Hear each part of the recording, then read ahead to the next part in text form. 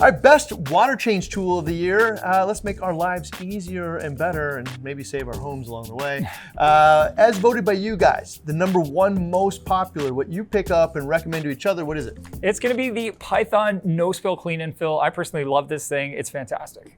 In that spirit, the best available tool to get rid of the bucket and mouth-activated siphons. And that's probably why you guys love this thing, and it's the Python No Spill Clean and Fill. You hook it up to your sink, and it basically uses the pressure from your tap running to cause suction, so you can just suck water directly out of your tank, do your sand bed cleaning, and just goes right down the drain. You're not dealing with carrying buckets and sloshing water around.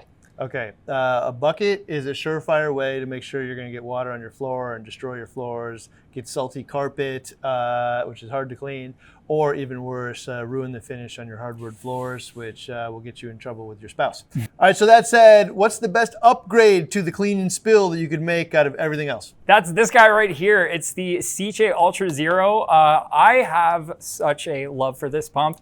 It does a really good job of sucking water out of a like a brute container or even your sump, but it'll suck it down to like millimeters of water, and that's super thin.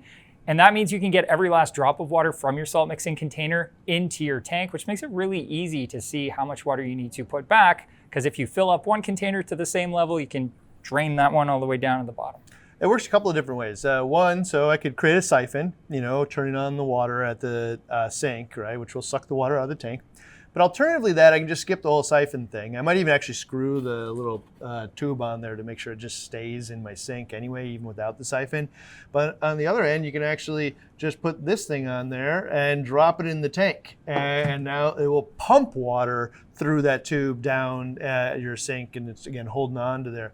But one cool thing is, like you said, this thing doesn't like suck from the side, it sucks through the bottom. It has just these little bitty feet. So it's gonna suck all the way down to like maybe a 1/4 inch of water right at the bottom.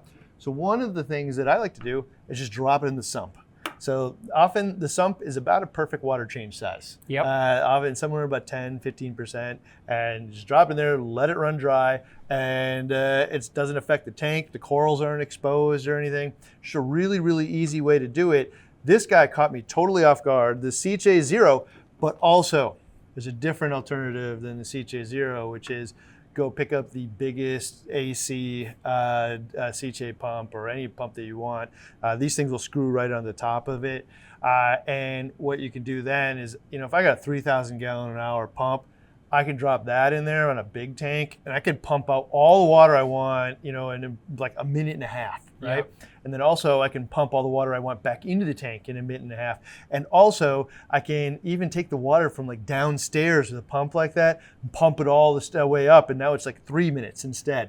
But it takes all that water change stuff that used to take, a half hour or maybe even an hour sometimes of all this nonsense, spilling water all over the place, and you just do it so quick, it's just perfect. All right, let's get into the auto water changers though. The best auto water changer on a budget, especially when the bins of water are fairly close to the tank itself. That's gonna be the Auto Aqua Auto Water Changer. It's a really great option. It uses dual optical sensors to basically figure out where the water is and where you're gonna want it to be and to do that water change, but it also has a built-in ATO. Bonus ATO in the mix. Who would have guessed? So inside of the ATO here, or inside of the auto water changer is cool, but it has 3 little pumps. So it's not going to pump water super far. It does have options where you can plug in a larger pump if you buy the little switch sockets for it. But for the most part, because it's using water levels, to figure out how much water to take out and how much to put in, you're going to want this thing to be pretty close because the bins need to be close to it. But you know what? If I want to do auto water change, this is a viable option, and bonus ATO.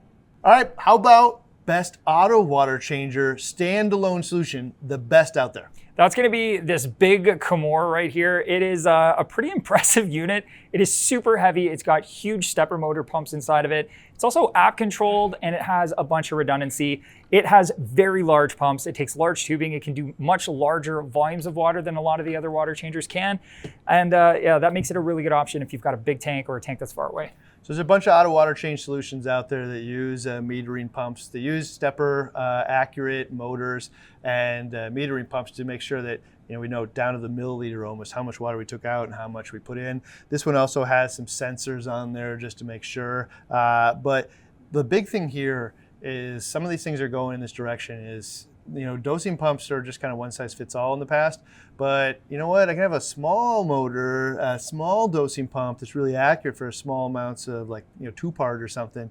But if I want to change up 30 gallons, well, then I get a way bigger head and a way bigger tubing set. So the thing doesn't have to be on forever, and it doesn't have to whir when it's spinning. It will probably still make some noise, but it doesn't have to spin anywhere near as fast to get the same amount of water. So the pump head is tuned to the application here.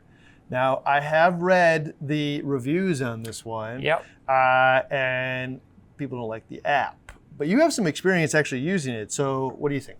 So I have a funny feeling that, and this goes with a lot of the wireless things that we use, if it's not a direct connection like Bluetooth and it's got to go through a cloud service and you're using Wi-Fi, it needs to be hooked up to 2.4 gigahertz Wi-Fi. Otherwise, your app is not going to find it. You just won't be able to hook them up. So if you've got a router at home that's dual band and you can separate your 2.4 gigahertz and the 5 gigahertz, that makes it easy to get this thing hooked up properly, and it's not, dodgily trying to find the correct network. You're just gonna get it hooked up really quick and it'll work. And the app experience with this thing is actually pretty cool, and I really enjoyed it. I think it's gonna be really effective for a lot of people. Just make sure you're using 2.4 gigahertz, otherwise you'll never get it connected. I can't wait to see the reviews if they change to, I just had it on the wrong bandwidth on my router. And a lot of people don't even know they have the wrong bandwidth, or they even have multiple bandwidths, but they all have it, even the ones you got from your local cable company or whatever. But yes, so he has used it, and he liked it. I like the build quality of it, and I like that they tuned the pump size to it, and I like standalone solutions as well because it does one thing uniquely well. What about a best standalone option that isn't really standalone but has a lot of other options to it? What would that be? I would probably go with the dose system along with an Apex Junior, because not only are you going to get an auto water changer that can be extremely accurate and pump 100 feet in different directions, it can move far away, but you've got a lot of expandability here to be beyond just a water changer. Yeah, so if you actually already own an Apex, picking up a dose, man, this is the cheapest possible way to do it accurately. This is what we use here. You can pump the water up 40, 50 feet linearly. Up, we're going 15 feet and back down, whatever. These things work out really well for all kinds of applications here. I've used it in my house. I've never had a problem with it. Love it. It does make some noise, so yes. I tend to have it turn on at night when I'm not going to hear it or anything, because it is worrying to move a large volume of water. If you don't need that much or less frequently, then it won't. But if you don't own an Apex, the easiest way to do this is pick up a Junior, and the Junior will control the dose. The price on this is almost the same as this, actually. Yes. So the difference here, though, is that this package will come with a leak sensor. It will come with a level sensor, a water level sensor. It will come with a pH probe, a temperature probe. Yep. It will come with Fusion, which monitors all this stuff, sets off alarms for you, allows you to log your calcium and alkalinity. It does so many different things. And then the Junior is actually, a scalable entrance into the whole, controller ecosphere if you ever feel like you want to do that. So for about the same price, I would say that this thing and this thing are comparable. Probably this one makes a little bit less noise, but this option is good. One of the cool things that this one does too, though, is you can set up auto water changes, which will do just a small amount every day. So like we talked about the whir, if you're going to change out 15 minutes of water every day, 1% of the tank every day, do it at 3 a.m., nobody will know the difference. Oh, yeah. If you're going to do a lot, though, all the time, you got a big giant tank, you're doing 30-gallon water change all the time, for some reason that matters. But you can also do that with this thing. So we talked about this right here. You can walk out and do the tube or whatever. I can also just walk out with this thing and do the same thing, which is take the tubes, put one tube into the tank and one tube into my salt and one in the drain. And then all I really need to do is they have one button water changes. So I can set it to how many water gallons I want to do, hit the button, go outside, drink my beer with my buddies, throw the football with my kids, do what I want to do, come back in an hour and the water change is just done. One button water changes or set it up so it does it automatically. The difference there for most people will be if I want to put the salt bin in and I want auto water changes, how do I get those tubes to the tank? The answer is usually run them in a crawl space underneath the house or drill up through the floor or use those cool little tubes that hide wires for your AV stuff that will go along your baseboards. You can pick them up at Home Depot. You can put your RO tubing in there and you'll never even know it's there, painted the same color as the wall. But if I'm not going to run tubes all the way there permanently, but I still don't like doing water changes, well, now the one button, just bring the tubes to the tank, push the button, come back later, it's done. That option is for you.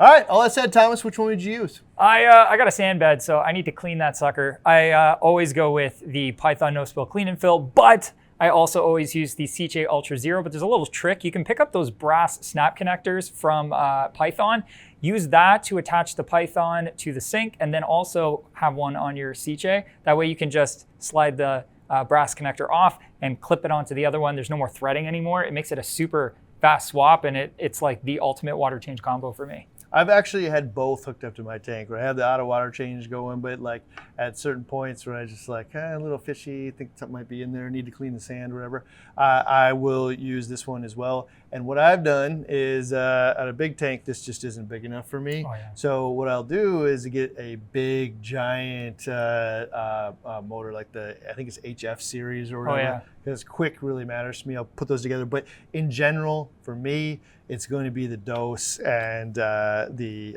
apex of some sort, whether or not you get the junior or it's connected to the full controller. That option has been tried and true for me. If you watch the E170, that tank had no filters on it. It had no skimmer, no filter socks, no nothing. And you saw it go from almost nothing to just this really flourishing tank.